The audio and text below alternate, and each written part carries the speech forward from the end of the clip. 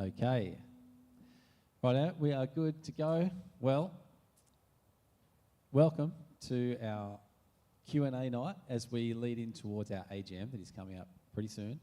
And welcome to those of you who are here. Thanks for being here. And for those of you joining us online, great to have you here as well.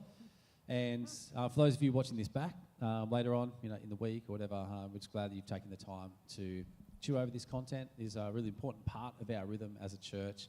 Really what this night is all about is creating space for us to be able to communicate information in hopefully a clear and a holistic way, but also to allow people to obviously ask questions, which is the name of tonight's gathering, our Q question and answer.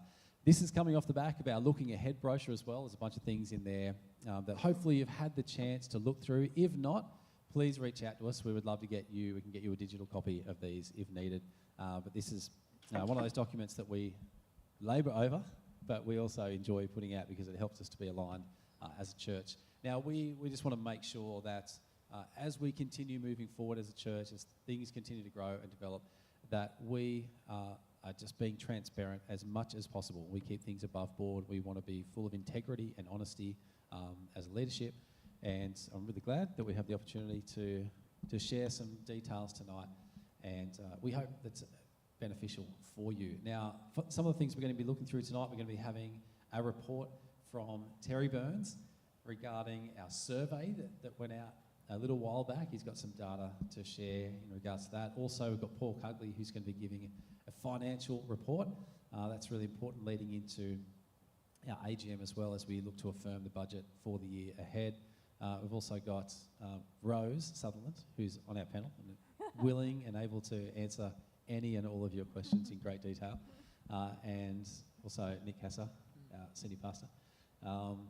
And also, I just want to quickly say as well, before we get into tonight, if anything's discussed and it's moving too fast for you information-wise, I encourage you just to quickly jot down a question as you're going so you don't forget it. So just jot down anything as you're hearing things, and then you can be texting any questions you have to Nathan Bennett. Can we get that detail up, please, Nathan? So there it is there. His number is there. So you can text any questions to Nathan. He won't vet them out. He will he will read them and he'll pass them on, and we can answer those questions in real time. And there is no question that is off limits, I don't think. But I just mean there are no silly questions. Please, we don't want to assume knowledge. So ask whatever you like or want to be clarified, and we'd be more than happy to do that. I might pray. Is that all right? That's good. Then we'll get it underway. Well, God, we thank you so much for, again, your church, your plans, your heart for your church. Thank you that we get to be part of it. And Lord, as we look ahead to the things that you have before us this year, things even in response to surveys and things like planning budgets and new initiatives, we want to keep committing these things to you and ask that by your Spirit that you would breathe life into these things. And Lord, as a church, that we would get better and better and better at aligning ourselves with your will, that we would be good at discerning your leading and directing, and that we would act in responsive obedience to your call. God, thank you for tonight, the opportunities that we have to chat through some of these details, to ask questions, and hopefully get good, clear, simple answers as well. We commit this to you in Jesus' name. Amen. Okay, well, I don't think there's anything else I need to say right now, other than to hand over to you just to give us a bit of an intro, mate. Thanks, Luke. Thanks. Yes, so as Luke was saying, this is a really important part of our church community as we try and seek what God has got for us this year and beyond. And we want to do that in a way that is on the same page together, that is clear. And we as a leadership seek to be transparent as best as we can. And so this is part of that. So I'm excited. I've been here for almost 3 years, over 3 years now. This is my 4th year. And all of you who have come on the journey with us, whether you've been here for decades or only a shorter while, have seen that we are in a season of growth and flourishing, both numerically and spiritually as well. And so it's a real kind of time for opportunity, I guess, and before us we have a few kind of faithful kind of risks stepping into what's next. And so this year, the kind of two spiritual kind of focuses, we have kind of a spiritual focus every year. This year the focus is stepping out and taking faithful risks, and then also becoming a city on the hill. And so as we grow and develop and flourish as a church community, we are becoming that city on the hill that Jesus talks about in Matthew 5 in the Sermon on the Mount. But then also part of that is stepping out in faith and trusting God and taking some risks. And so that involves a whole range of opportunities that are happening. We're continuing on with our church planting adventure, and so we're taking next steps for that. We are looking at doubling down on outreach initiatives where we're going to be having a few avenues for people to be connected with the truth of Jesus in a safe and healthy way. And so we want to do that well. And also doubling down in prayer. So there's a few prayer things that are happening as well. We're discerning and looking at how do we start a second service. And we are also trying to rethink, revision our membership structure. And how do we make that align with our heart and value of discipleship and following Jesus? And so that's just to name a few. There's other new ministries that are starting. There's new leaders that are stepping in and taking the risk. And so with all these opportunity and all these great things that are happening, there's also responsibility that is connected with that. And so, again, our community numerically is growing. The call for discipleship and mission is the same as it was in previous seasons. And so with that, the responsibility of sharing the burden and the load of serving. So there's a massive serving need for people to step into new roles and stuff like that. But then also us giving financially as well. So as we expand and ministries expand, there is a responsibility for us to steward our finances and to help fund the ministries that are happening. And so that is the exciting journey and invitation that is before us this year. And we're going to jump into it. So I'm excited. Great. Yeah. Excellent. Thank you, mate. Well, we are going to jump straight into, unless there are any questions that have come through already from you, Nathan. Not yet. But we're going to jump straight into hearing from Terry regarding our survey that was done at the end of last year. Is that right, Terry? Yeah, end of last year. Some of that data's been processed now. And yeah, we really appreciate your time, Terry, in giving us a presentation on the findings from this survey. Thank you.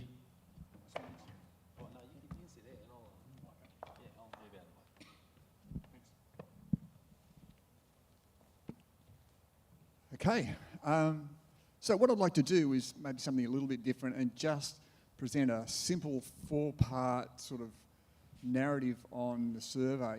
I just want to keep it short and allow opportunity for people to think and ask questions. If anyone has a question, feel free to sort of just jump in or send a text to Nathan. If there's no questions, that's fine. So the 4 parts are really easy. There's a start, there's a middle, there's an end, and then there's questions. So at the start, I could say thank you to the 156 people who participated in the survey. As someone who's done survey research in the past, anything sort of double-digit percentage response rate is amazing. We got 64%, response rate. That's astounding. That's excellent. It gives us a really good picture. I also like to thank Anne Aldrich, who's helped with the quantitative analysis of some parts of this survey as well. And of course, thanks to the team here, they put together some visuals to go behind me as I'm speaking. So, what would the middle look like? Well, in the middle, I'll explain the survey's 59 questions, which would address 7 sort of domains. Each one was a section. So the first 3 sections look at personal facts. So, what does an average Belarian look like? So, about 50% of the respondents were under 50 years old. About 50% were married, and about 50% were attending for more than 10 years. And that's an increase. It was 40% when we asked that question 2 years ago. Presumably, 2 years ago, the people have been attending 8 years, and 2 years has passed, and they're now attending 10 years or more. Anyway, About a third are working, both full-time, a third working part-time, and a third all casual, and a third retired, roughly like that. And pretty much everyone who comes here lives within a 20-minute drive. Some of the destinations are a little bit surprising though. We have had some responses from Wallsend and Maryland area and from Belmont, as well as Newcastle. So it's not just the people in the Adamstown, Katara area who form the majority of our congregation. There's people from all around. So this is a regional church. Now, for me, the most important thing that came out of this whole survey, the most important thing that came out of this whole survey for me was 97% identified as a Jesus follower. That's fantastic, and that was clear, very clear from the results. So, how are the Belarians involved? We asked them, and we found that Sunday morning is still a major focus. When we asked the question 2 years ago, about 80% of the people said that Sunday was their main focus of engagement. This year it's 90%, it's gone up. And we'll circle back to this, but I think we're doing Sundays fairly well, at least in the view of those people who responded. Other things that were important were financial support, and that's good, connect groups, and various ministries, either serving or leading a ministry. Now, keeping in mind that this is a survey, so surveys, even with a 64% response rate, often capture those who are very grateful or very ticked off. It's not always representative, so we could have had all the ministry leaders responding, which could bias it, but I think it's a really healthy thing that's been picked up. So the next section looked at what ways relationships with God were growing. And there weren't any alarming findings here, not in the bad way anyway. Sharing faith was mentioned and had a response rate of around 43%, I think, 41%. Now that's good, but that wasn't a all the time sort of response. That was a sometimes response. So that's perhaps an area where people are a little bit sensitive or perhaps feeling under-equipped. I'm not quite sure. There'd be a bit more digging there. They felt that the highlights were the Belair community and the Sunday service, and they desired to be more like Jesus. Very commendable. The next section next sections were looking at the respondents' feelings. So what were their responses to being part of Belair Church? So in that part, you might remember those really annoying two-part questions, where the first one, how important is this to you? And then, how well do you think we're doing? And what we're looking there is to see a gap. So if you think something's really important, but you don't think we're doing very, very well at it, that's a flag that we need to improve. Now, like 2022, community, discipleship, outreach are all identified as important. Interestingly, though, whilst it was specifically said that Lina's work is really appreciated in the pastoral care space, that even more could be offered, and that's interesting. Since 2022, we've become more positive about church community, about communication, and about vision. Those indicators have come up in this survey. The next section looked at the proposed initiatives, membership, the afternoon church, and the church plant. Now, I believe this will be talked about more later, and there's not a lot that I can really say about that, other than that there was an indication that those who responded to the survey had a pretty good handle on what membership looked like, that the afternoon service was great, but probably not everyone would go. That's okay. And there was very good support for a church plant, but there are still questions wrapped around these things, and I don't think that's any source of alarm. When there's something new coming, we just need to get more information, and that was captured in the survey responses. And the next two questions were very interesting. The next one looked at the future, what it might look like. The future for Belair, I was a little surprised just how strong the result was, saying that growth is exciting in Belair, a really good thing. On the flip side of that, there was, I think, a healthy response saying growth is a good thing as long as it's resourced and as long as we've got volunteers there as long as it's financially supported. So to me, it didn't come across, as I read the results, as alarm, but as sensible sort of, call it risk analysis for a growing church. But there was clear excitement for growth.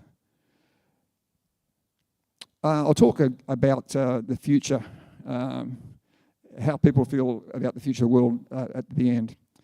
And the last section said, what did the respondents want the leadership to hear? And I need to make it very clear that the leadership have read every single one of these that's been put in front of them. They have read it. They have digested your comments firsthand. And I must say that, again, there was overwhelming support for the leadership, and there was outright congratulations and expressions of thanks, and that's a really good thing. Firstly, we've got good leaders, so I think they deserve it, and also the thanks is a good spirit to move forward. If you're trusting and you're thankful and you're grateful for your leadership. And all the suggested goals and things that they'd like to see in 2025 were largely contained in the plans for the church anyway. So that's really good in terms of we seem to be moving forward together. Okay, so that's the middle. That was the long bit. The end is a little bit shorter, and that might be just wrapping up and coming up with some analysis maybe or some comments. So these in no particular order. There's a high level of appreciation for the leadership. That's really good. The Sunday service remains the main focus for this church, and that's not a bad thing. But they're very happy, the people who responded, with the current teaching and worships. That seems about right. That's good to see. With the initiatives, most said they understood the membership process. Practical issues, though, were a bit of a concern for afternoon service and for growth, but there was strong support for a church plant. I think these things have come up pretty clearly. About 50% of the people who did the survey said that they were willing to serve. Now, whether that means they're already serving or they'd like to step up, I'm not quite sure, but that's also very encouraging. There was a clear need for Belair to focus on outreach, engagement and support of the church and the local community, discipleship, engagement with social issues, as well as pastoral care. And again, none of those are really surprises. It's probably good to have them supported. And the last thing that I'd like to share with you was the church, through the second last question, shares many of the same fears as the general population. And for me, this was very striking. When asked what those fears and concerns might be, the list is very long. I'll read out some of them. Conflict, secularism, the environment, government corruption and democracy, helplessness, injustice, connecting with the local community, overseas mission, relevancy of the church, challenges faced by today's youth, negative impacts of media and social media. Wow, and the list goes on. I think there's a really important part for the church to play, not in addressing these issues. We can't sort of change the world, but we can equip those who come here with the God and the Jesus perspective on these. And that was another significant finding for me. Can I just encourage everyone, if they haven't already got a looking ahead document, to grab one of those, either electronically or paper copy. There's a bit more information available if you'd like to request. We can provide some specific figures and graphs for you from the survey. And I'll just ask, are there any questions? This is the end. Any questions come in, Nathan? Just to wait for a little bit. Any questions from the audience? Those assembled? I got a question, Terry. You got a question? You're setting me up, Nick. Just some observations, general observations. We did a similar but different kind of survey 2 years ago. Yes. And so the hope is every 2 years we'll do a survey like this. Yes. But were there any obvious differences from 2 years ago? So in general, the trends looked very similar. When we started to dig down, the areas where there were slight variations were in community within the church, communication. And I did just touch on these very briefly, but these were clear improvements. When I say improvements, perceived improvements. I'm not saying that they haven't occurred, but they've been apparent to those people who responded. Vision. People feel more clearly informed about the vision and direction of the church. And Sunday teaching. I think it started from a very high baseline, and it continues to be well received. Good question, Nick. Thanks. That's good. One thing that I know came up in our leaders meeting is the changing demographic as well. Even we have a growing number of early 20s to early 30s to late 20s year olds coming now. So they become one of the growing age groups in our church. Yeah. I didn't mention it specifically before, but most of the children that come are preschool or infants age, and there's about 28% of those who responded who come as a family. About 16% of the children were high school age, so the growth in Grove Kids and Creche is quite obvious, and that's why. And the support for Friday Night and Stoked is, again, apparent when meeting a need there, I think. So it's all timely in my view.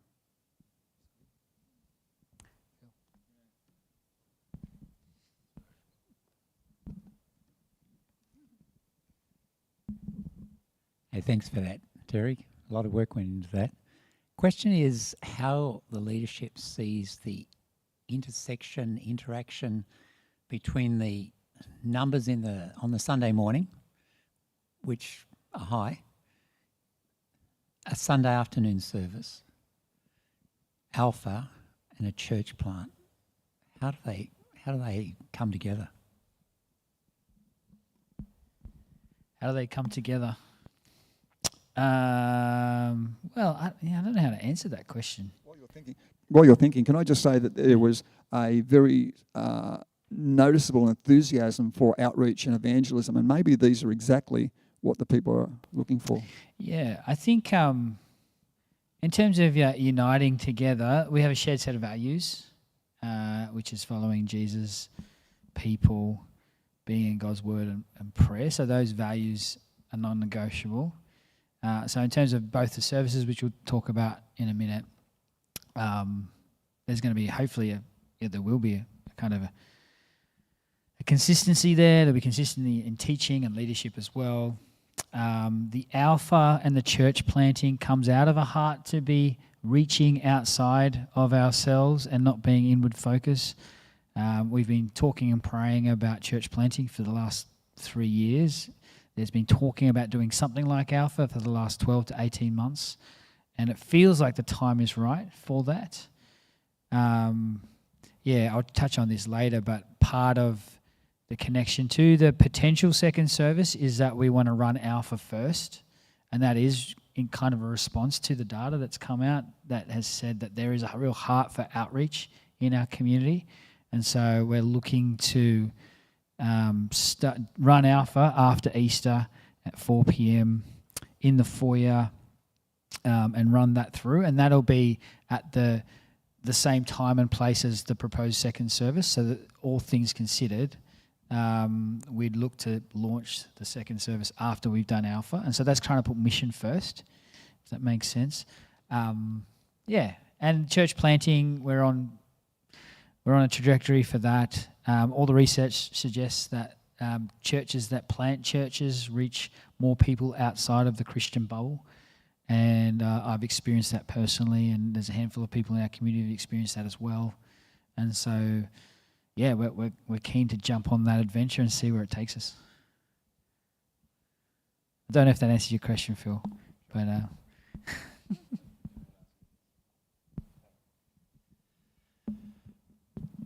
Okay. Anything else from you, Nathan? No? Thanks, Terry. Okay. Thank you, Terry. Very much appreciate you analysing that, putting that together for us. That has been great. Now, Nick, is there anything else you want to talk about at the moment before we jump into finance? Or I was going to put Rose on the spot. Rose has been one of our oversight team. Overlords for a while. Don't say that. Oversight team members for, this is your 4th year as well. And you have a natural passion for prayer. and we're going to start a bit of a prayer initiative. We started meeting our prayer meetings, our weekly meetings. We moved them to Sunday morning before the service to pray and cover our church with prayer, not just to pray for the service. And we're going to be starting something for Lent. So did you want to talk into that just generally? With the microphone, yes, that would be great. I thought we were doing this on Sunday, but anyway. We'll do it on Sunday as well. Okay. So I just had a bit of an idea that with Lent coming up, not that we're wanting to become Catholics, if you're worried about that, but that this is just a really good time where it's a set time, like it's 6 weeks or 40 days, like it's not forever, where we can put some things, just really looking at kind of drilling down into consecrating our lives and holiness and prayer and fasting with, like we've got Alpha coming up after Easter, and so I was just thinking maybe we could use that time to fast, pray, give up some things so that we've got more time in our lives, like social media or entertainment or things that we would normally turn to for our comfort, instead of doing that, like use that time to press into God, like maybe reading devotional books. And because it's for a set time, do you know what I mean? Like if you're having a exercise regime, it's like, okay, I've got 10 weeks and I want to get to this. Do you know what I mean? It's sort of same sort of thought that it's a bit more doable. And I guess the hope is too that we'll put some of these rhythms into our lives and that they will hopefully, because we let God into our lives more, even continue, and we'll see and God move. And it's not so much like rules and regulations, but it's making space for God in our lives, which is a, do you know what I mean? Like is a beautiful thing, giving God some room to move. And then I guess the main point also too is to be, okay, who can we be praying for with Alpha coming up? Like really have a focus, maybe have a wall with people that we can be praying for, written on there so we can all come together and be laying hold of God for set people, and also for workers in the harvest, because Jesus does say that the harvest is white but the labourers are few, that we would be people that are outward looking and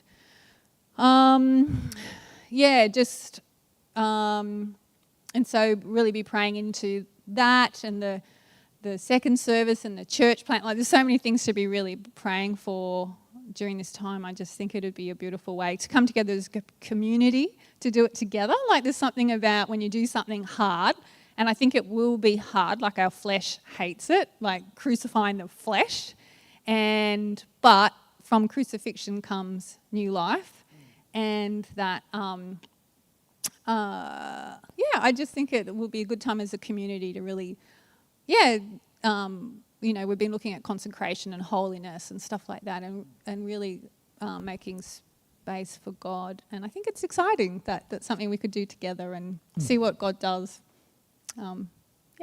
It's kind of like spiritual boot camp. Spiritual boot camp, that's right. It's not forever. It's for not a time. forever. Yeah. But if you do it, and it's like, hey, I'm going to fast all year. I'm loving this. That's obviously an option. Yeah, absolutely. Yeah. And then maybe on Easter Sunday, we could all, have a feast. And so a celebrate. Spit roast. Yeah. All come together and I think that was kind of main kind of thoughts behind it. And it kind of came out of, I was looking at Wesley had a holy club. And John Wesley, and so there was just these people that came together, just a group of them, and that would really pray, fast, lay hold of God, and they got paid out on for doing it. Like it was a mocking term to be the holy club. But if you look at those people that were involved in that, they really changed the world, And so and that scripture as well. Do not be conformed to the patterns of this world, but be transformed by the renewing of our mind so we can discern God's good and pleasing will. And I just really hoping that that's what God will transform our mind when we're not conformed to the world. The whole thing of, and I like that idea because I'm an old hippie, not conforming to the world, but transforming our mind through, the Word of God. And believe in Sign God. me up. I mean, All right, good. but it's not just for the spiritual elite or the people who are like super Christian. That's it's right. for anybody, right? And that's the Yes. beauty of it. Absolutely. If you're like, even if you're exploring Christianity or you've come off and on to church or whatever, this is a beautiful environment for you to step in and have a bit of an experiment. You know? Yeah. It's not forever. It's just for a few weeks. That's right. So who knows what God could do? Absolutely. Yeah. Yeah. That's exciting. Okay. Yeah. That's great. Well, we have another report. We have a report. So we're gonna keep going on. This is a big one, and from a great man, Paul Cugley. We go back away, don't we, Paul?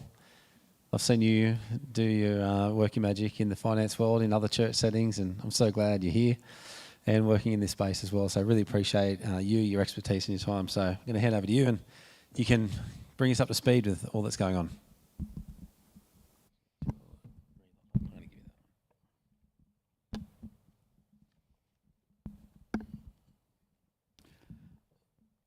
When I was approached to do this, no one ever said I'd have to get up in front of the church and explain everything I do, but anyway.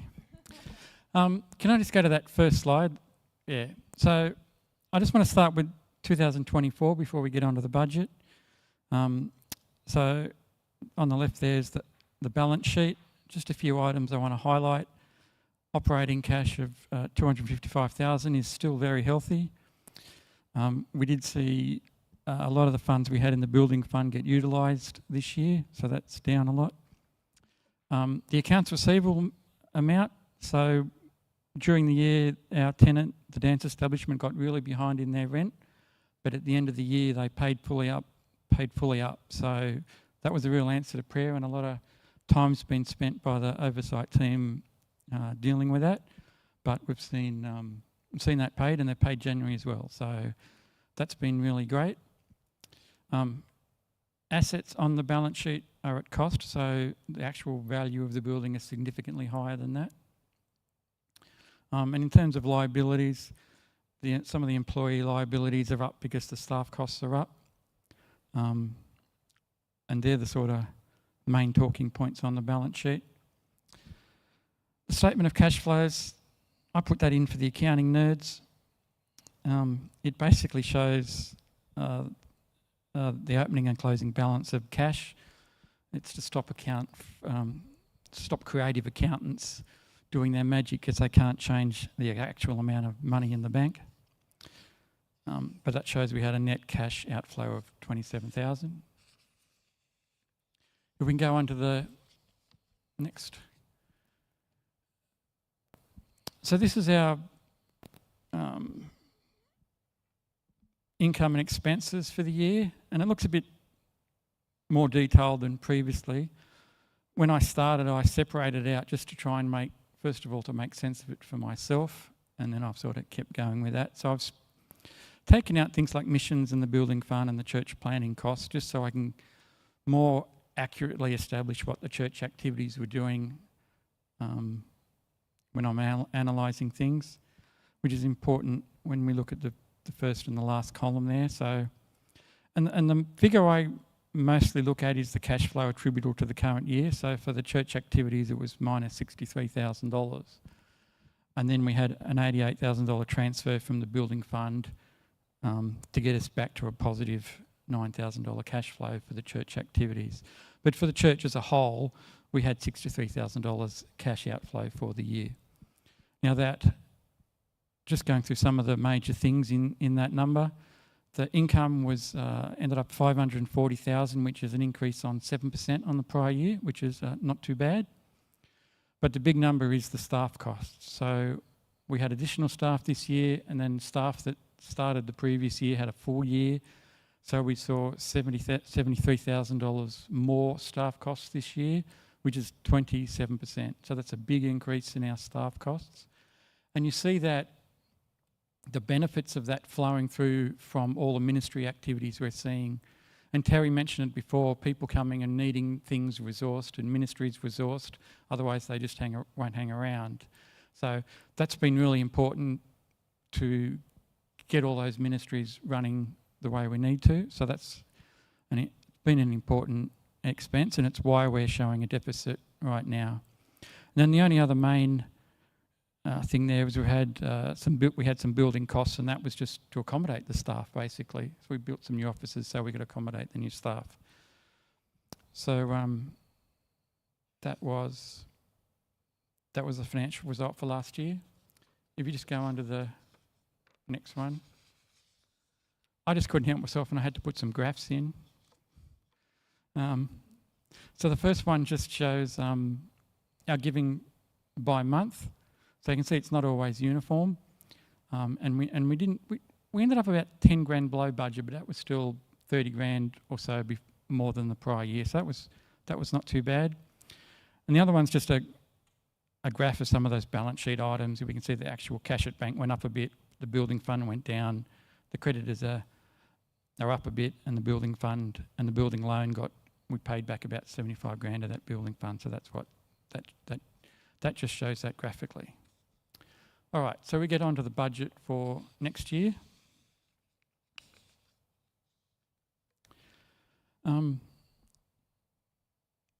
So the total budget is a deficit of $56,000, which is basically made up of $38,000 relating to church activities and $17,000 for the church plant.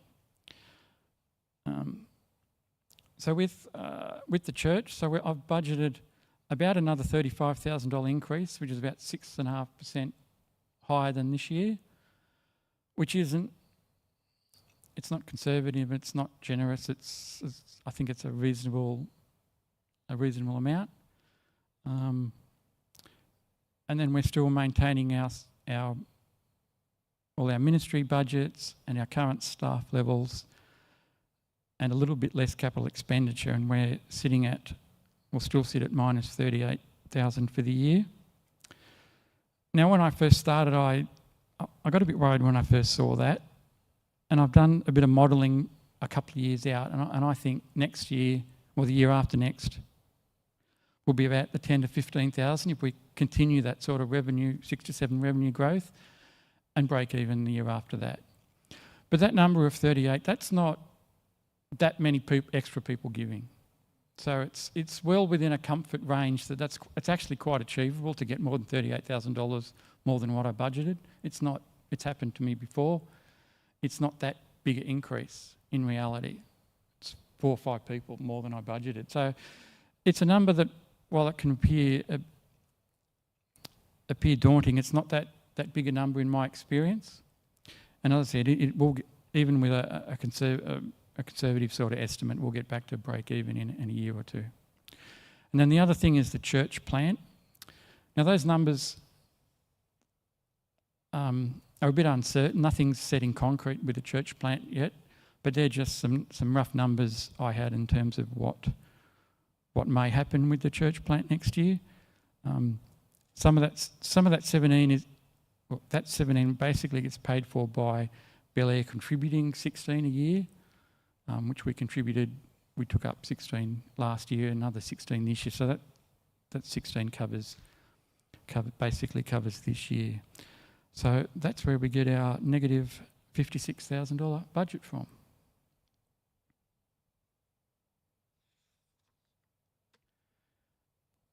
Any questions? Okay, yeah, well, thank you, it's Paul. It's a lot to take in one hit, but... That was great. I've had one text so far just saying, Paul Cugley is great. His info is excellent, but it's not a question. It's more a comment. But yes, I encourage if there's any questions on that, please text them through, because there is a lot to digest there. There is a lot and to there's take some in tricky, there, yeah. If you're not a finance person, which I'm not, it's tricky to unpack that. Other than I'm sure that Nick, you might speak to this as well, but this past year has been one of those things, staffing-wise, that has seen us trying to fulfil the church's long-term or long-held desire to get coordinators in positions, which that's almost fully recognised now, which is like that. It's like a startup of a business. You know, you short-term, you're investing a lot in to staffing to see the future benefits of that, which, I mean, I would say already at the start of this year, as a staff, our heads are spinning. Yes. Just even trying to cater and steward the growth that is Yes, happening. that's right. So, yeah. Yeah, absolutely. And so part of the mandate that I was given when I started was to help with the church fulfill its leadership structure, or its ministry structure, which is, you can find that in the Looking Ahead document. And we are all coordinators, so I kind of oversee leadership and vision and direction and teaching. Luke oversees discipleship, Lynn oversees pastoral care, Nick is outreach, and we still need a prayer and worship coordinator. But yeah, as you said, even our roles over the last 3 to 4 months even have gone from a lot of the doing to actually overseeing and managing, which is what they were designed to do. And so as we grow numerically, that would be in line with the budget hopes for the coming years that Paul was saying. And so, yeah, we're on track to do that. It's really exciting. But also, yeah, if a handful of people, new people come and start contributing financially as well, we'll probably break even this year. So That's right, yeah. it's exciting, yeah. Yeah. I'm just checking any questions coming through, but I haven't seen any yet. Any from the floor? Yes, Derek. It's only a small question, but I'm just curious. I noticed there's $5,000 from the New South Wales Baptist Association. I just want to check, is that a grant or is it a loan? And are there any obligations attached to that for a church plan? I don't know whether that's an accounting or a leadership question. Yeah, so we've got an arrangement with the Baptist Association, New South Wales Baptist, that will have $25,000 towards the church plant, $5,000 initially, then $20,000 the year after. And so that's just part of their push to support churches that have heaps of resources, like Belair, to resource outside of themselves. And so, that's really exciting.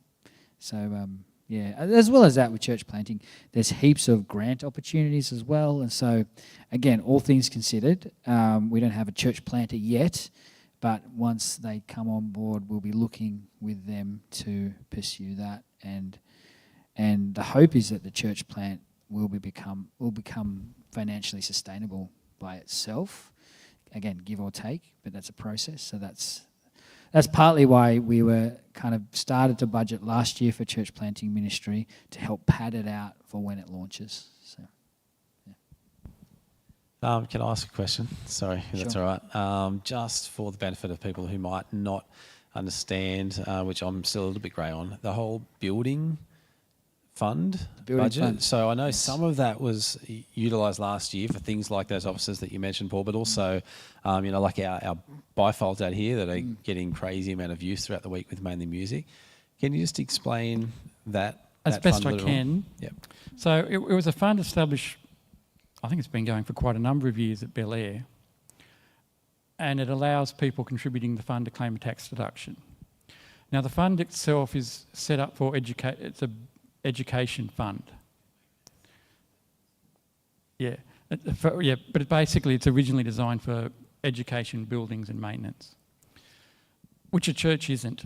But some of our activities do fall within that definition. So Gillian did a lot of work on establishing a percentage of those funds that we can use for maintaining the building, because some of our activities during the week do fall within the definition of education. So last year we were able to claim about 3 or 4 years worth of maintenance, proportional maintenance, from the fund, and able to transfer that back into our general fund, and there'll be another small amount this year as well. Okay, So, and just one other thing, as I understand it, that there was talk at government of really tightening their definitions of what education is to exclude, which may have excluded churches. So it was important that we actually got got use of that money. Otherwise, we would have had to have given it to another education fund. So it was and that's one of the reasons why we've stopped allowing deductions into that fund, because we're just not sure we'd be able to utilise it in years going forward. But we'll keep an eye on any changes to whether they're going to make changes to those rules or not. Okay. Yeah, great. Thanks so much for explaining that. It's really good. Yep.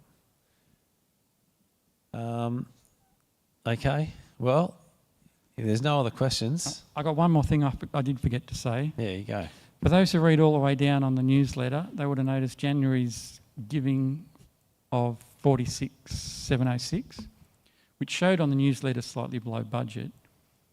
But in actual fact, it's actually 20% more than January 24's giving. Mm-hmm. Okay. So it is a really encouraging amount, $46,000 a month. And if you look at that graph I showed earlier, there's not many months we had $46,000. So that's really encouraging that we're going to do a lot better than minus 38,000 this year. It's only 1 month, you can't read too much, but that's really encouraging to me that we're picking up in our giving substantially.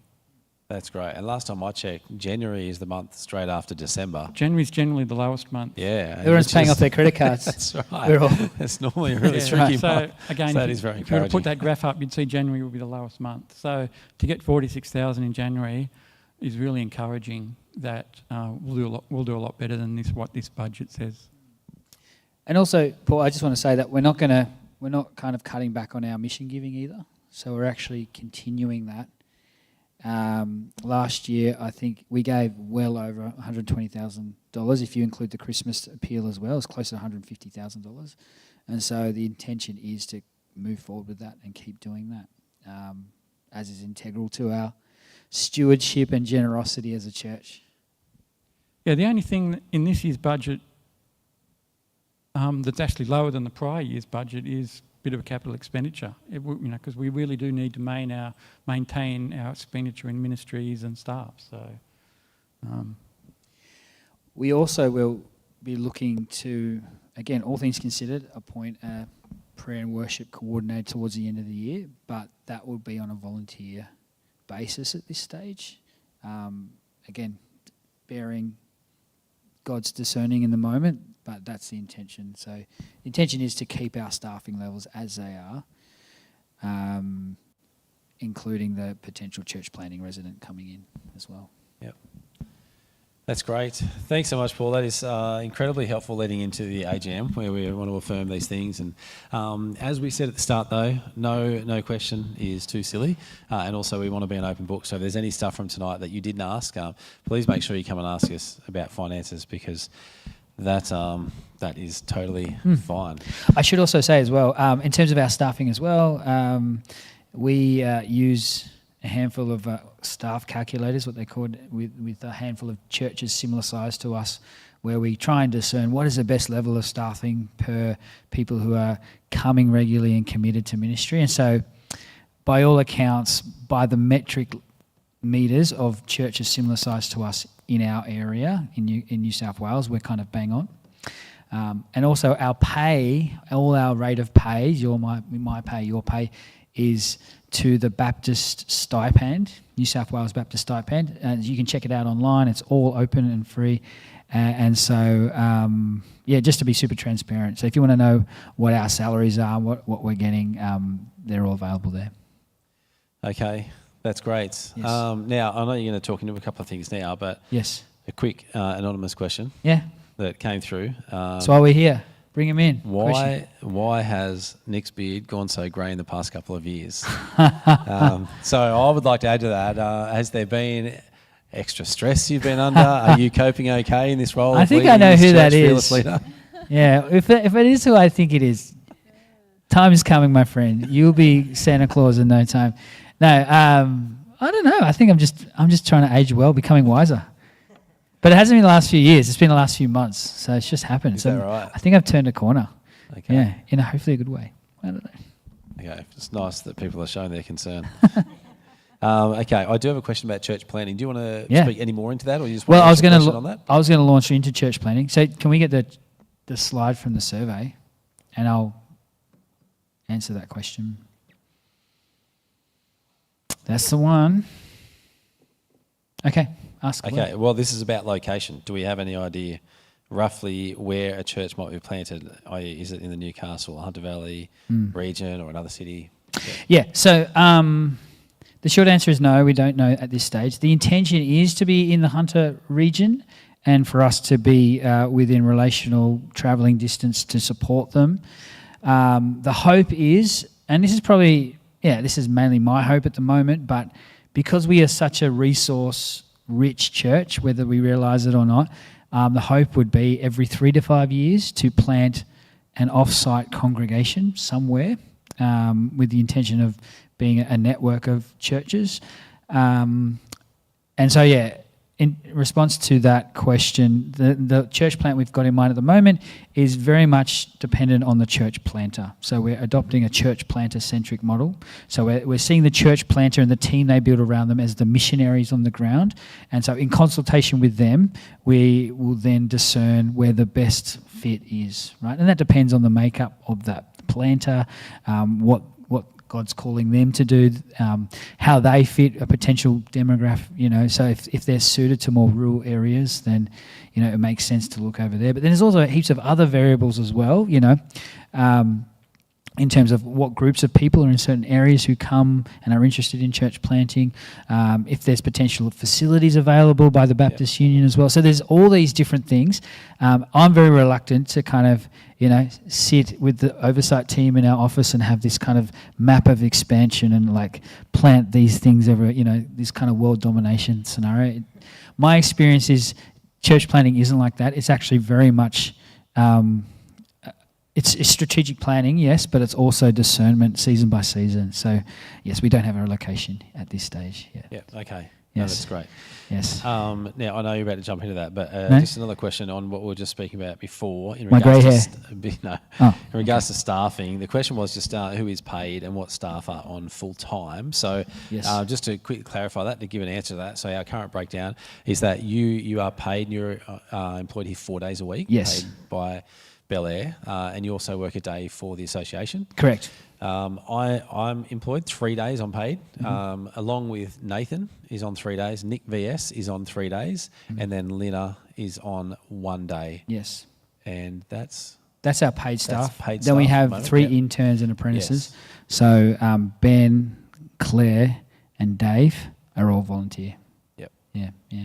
So, that's kind of how we're broken up at the moment. So it comes to about 3 full-timers if we add all our positions up together. So like 15 days a week or something like that.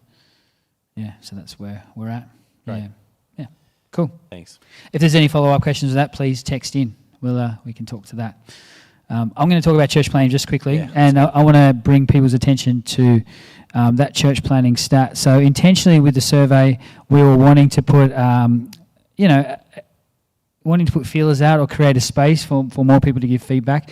And if you look at that graph over there, you would see out of the 157 people who participated, 20% would actively support a church plant. That means potentially being part of the core team or going to the church plant.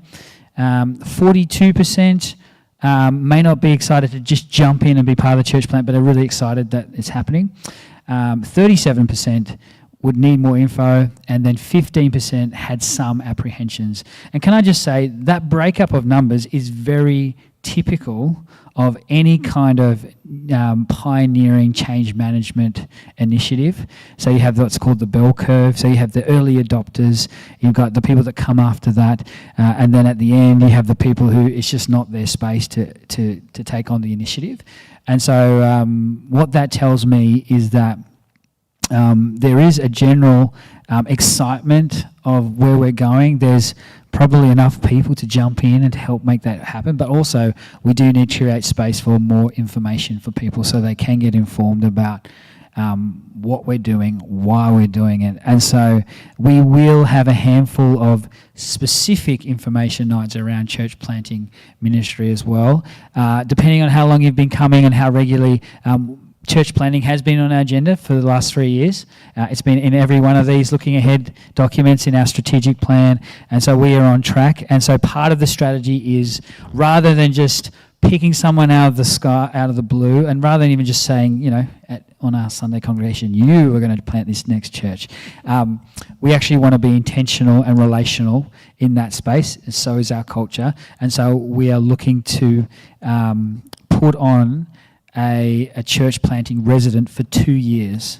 And so the hope is that they will be part of the staff, part of the leadership, particularly for the first year, and they'll be focusing on just serving the church and getting to know us and us getting to know them. And that is kind of a discernment period as well. And so there is space and flexibility and security there to kind of come to a realization that it's not a fit on both sides. And so we want to be discerning in that space. And then the second year is then really stepping into launching an off-site community. And so the hope is that, again, it's not a fly in, fly out scenario. If someone just comes in, takes a bunch of people and goes. It's actually they come and they serve and become the life of our church. And then we see God move and things happen. And so that's a model that's been approved by the Baptist Association. That's why they're really keen to throw a bit of money into that as well. As I've said, we are in conversation with a person at the moment, a potential church planter. I can't say too much more about that, but once we have clarity on that, we will bring a whole bunch of information to the church on that to respond to chew over. We've got like a job description for the church planting resident role. We've got a financial and ministry strategy timeline. Again, it has to be loose, but we've actually got a plan for that too. So stay tuned for that. So that's church planting in general. That's really good. In regards to those results on the survey about people needing more info. Yes. The challenge is we won't have a lot of that info until we get that church planting resident and some of those more finite details get ironed out. But I found that a really encouraging and exciting graph of people's responsiveness to this journey of church planting. Absolutely. And if you're questioning the validity of church planting, I've got a handful of resources I'd love to share with you. Even if in Google, if you look up Tim Keller's Why Plant Churches, that's a really short article and an argument for the reasons for church planting ministry. There's a lot of research out there that suggests that, again, like I said before, churches that plant churches or try to plant churches, not all church plants succeed, are more open to trying new things, but often we'll see new believers come and be swept up in that as well. And I'm happy to try and convince you as well, because it's been a big part of my journey. Yeah, so you've been at Newvine for 20 years, and you guys planted a half a dozen churches in that time at least. Yeah, it was just big part of the journey. Yeah, of being on staff there and part of the church there. Yes. Yeah, it's one of the things I love most about it. Yeah. Yeah, so hopefully Luke's going to help steer us through this as we become the birthing church. Yeah. Sounds good, mate. That's great. Okay. Any questions? No questions? I haven't had any more come through. No buzzers? Any more from the floor in regards to church planting? No? No. Okay, what's the next on your agenda, mate? So I'm going to talk about membership as well. So back to that slide very quickly. Thank you. And so we have been talking about this for about 12 months now. We are looking to revision our membership structure. And the heart of that is that as we grow, as we have grown numerically, we've probably, we're more than double our size than when we started 3 years ago. We're probably 2/3 bigger now, I think. And so, as I said, the heart for discipleship doesn't change. And so we are looking this year to actually align our heart for discipleship with how we do membership. And so, again, we have about 110 members in our church at the moment, and almost all of them are committed to our community, turn up regularly, they give, they serve, they're really positive, which is really great. And part of that is being part of the decision-making process when we vote on different things. We're going to be voting at the AGM next Sunday, so not this Sunday, the next Sunday. And so part of the responsibility of members is to affirm the budget, vote in pastors and coordinators and elders as well. And so none of those things are going to change, but as, again, our community grows, myself and we've got, a leadership committee or a membership committee who are looking at trying to design this, are looking at how do we actually use membership in a way that connects more formally to those things around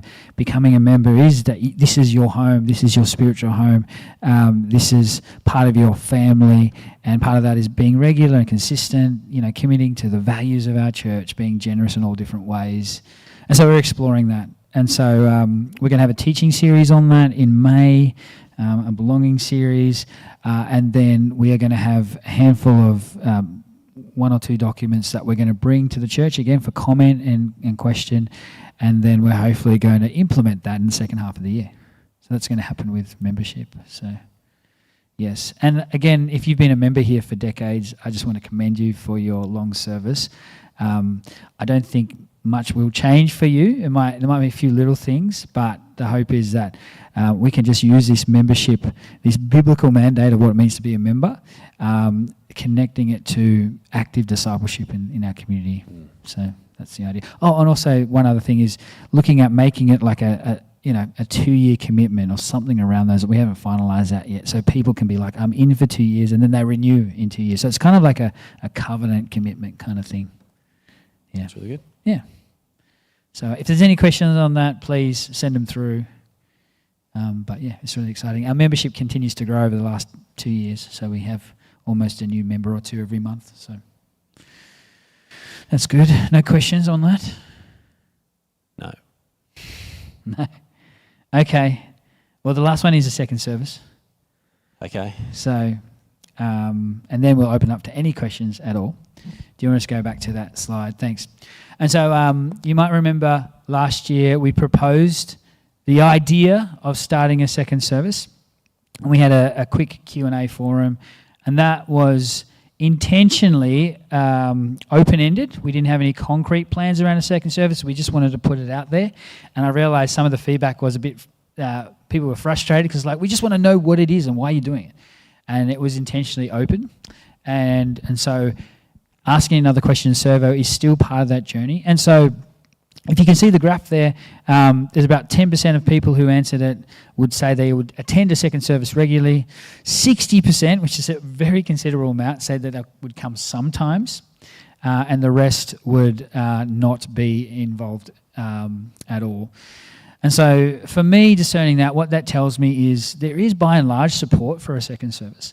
However, the intention is for it not to be for people who come occasionally, who might go to the morning service and occasionally come in the afternoon, but it's actually to support partly our growth, but then also align with our discipleship philosophy, in the sense that discipleship happens with life on life and in community. And so whilst we need the big gathering together as a church, we can do so much with the resources God gives us together as a whole body of a few hundred people. There are things that can't happen in that large number. And yes, we have small groups as well. But the evening and afternoon congregation the idea was to actually facilitate that more life on life. And so the intention would be that the second service would be in the afternoon around 4 o'clock, program light in the foyer, and the hope would be that it would become self-sustainable as well. Now, along with that kind of graph data, there was a handful of comments, and there was, whilst there was some support for it, there was questions around the sustainability of it, and some concern around people serving and people being overworked and serving in both services, which was really legitimate, and that was echoed by the leadership as well. And so rather than just saying, yes, we're going to go ahead with the service, we are kind of pressing pause and saying, yes, we're going to go ahead, but we want to actually recruit a core team or a starting team. So if anybody is keen to be part of the first 10, 20 odd people to be part of that service, I'd love to hear from you. And so we would love to build a core team to make it viable. And so, yeah, that's the plan at this stage. As I said before, we aren't planning to start it until after we do the Alpha course. Again, responding to our heart as a leadership and what the survey said that we want to do more outreach. And so, a beautiful scenario would be that we would do Alpha. We'd have a handful of people come to faith. And then in the same time, in the same place that the Alpha course has been running, we would start a service. And then there could be a transition for new believers into a church service, which is I get really excited about that. And so that's the hope, that's the plan. But we aren't going to go forward until we have a core group of people. And so the proposed launch date for that will be the middle of the year after Alpha. And so if you're excited about a second service, an afternoon service, I've chatted to a handful of people who are. We'd love for you to be part of actually starting it and contributing to just turning up and helping that run. Again, it's going to be low programs, but we still need a core of people to make it work. That's great. Yeah. Can I just make a couple of comments on that Please. As well? So one of the words used before on the graph was the apprehension of people. Yes. Which I share that as well in some regards. Yes. For just the amount that we do here, the amount that goes on, and just that like, oh dear, here's another thing that we've got to try and run. But part of that feeling of busyness and a lot going on is because there is a lot going on with a lot of new people. So one of the really the call-outs as we have more people getting involved is our need for the church to be the church and roll up their sleeves and get involved and pitch in. That's going to be an ongoing need as we continue to grow and continue to step into new things as a church. So we definitely just want to create a culture here where we aren't spectators. Yes, there might be a season of coming and resting. Maybe it's more like a hospital for a season, but we actually all need to invest and chip in some way. So that's going to be something that we're looking forward to, journeying in as a church so that we can step into things like this second service. The thing that makes me not apprehensive but excited about the potential of a second service, as well as the things you mentioned, is just the alternative time slot. I mean, currently we have one time slot where people can come and gather for a Sunday church gathering, and that doesn't work for all people. So just the fact that we only have one time slot, we are excluding some people. And I got reminded of that even just a few weeks ago, where one of our direct neighbours across the road came for the very first time, and it was only that they had an injury, so had actually time off work, but they normally work Sunday morning, so that was the reason why they came here. I've spoken to a handful of mainly music parents as well who said if there was an afternoon congregation, we'd be involved. That's right. So I mean, for that alone, that excites me about the opportunity of having an alternative time slot for the people who simply can't be here on a Sunday morning. Yeah, I just want to echo that about serving. So we're not asking people to double down and just cancel all their social lives and serve more. That's the last thing we would want. But we want to share the load, include of all the new people that are in our community now. And realising that people are different ages and stages of life. If you're a retiree, you might have more time capacity than someone who is a mum of 3 kids, and so we want to honour that and respect that. But at the same time, we want to put the call out to say there is a growing serving need as we expand. And again, the last thing I want to do, particularly for 2 services, is just duplicate what we're doing in the morning, because that's a whole lot of serving people in the morning. We don't have the capacity to do that, and I'm not looking to do something like that, and that's why we want to be program light, but stuff still needs to happen. So the hope would be that the second community, if we launch it, would be mostly self-sustaining in terms of, obviously there will be some overlap and shared resources, but the people within that community would help make that run. That's the idea. Yeah, that's great. Yes, I'm going to go down to the floor for a question. I'm just wondering whether that 4 p.m. service would include a meal afterwards, which would then make the evening longer and need more people serving, or whether the idea would be that we just have the gathering and then go home and get on, get ready for the week. Yeah, look, we haven't gone that far yet. I'd imagine that the meal would probably happen. That would make sense. But again, my experience is I've planted a handful of communities exactly like that in my church planting experience. Something like a potluck scenario, not a handful of people run the kitchen and serve, is far more sustainable. So if we were to do a meal, it would be looking at avenues like that. So not just creating, not unnecessary, but extra work for people. Yeah, but I can see that happening. I mean, with Alpha, there will be food involved, and there'll be a kitchen team as well. So, that's a possibility.